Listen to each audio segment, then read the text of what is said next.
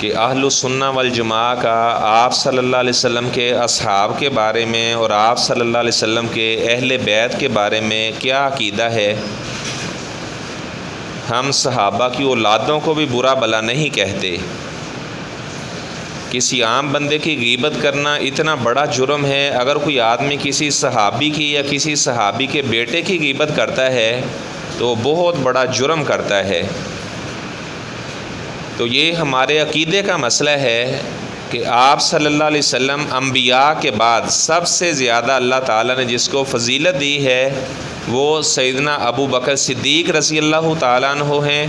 ان کے بعد سیدنا عمر بن خطاب رضی اللہ تعالیٰ عنہ، پھر سیدنا عثمان رضی اللہ تعالیٰ عنہ، اور چوتھے نمبر پر آپ صلی اللہ علیہ وسلم کے داماد سیدنا علی مرتضیٰ رضی اللہ تعالیٰ عنہ۔ تو بخاری شریف کی میں نے روایت بھی بتائی تھی، حضرت علی رضی اللہ تعالیٰ عنہ ان کا بھی یہی بیان تھا، انہوں نے بھی اسی ترتیب کو بیان کیا، حضرت ابو بکر کا نام لیا، حضرت عمر کا نام لیا، پھر انہوں نے حضرت عثمان کا نام لیا۔ تو بہرحال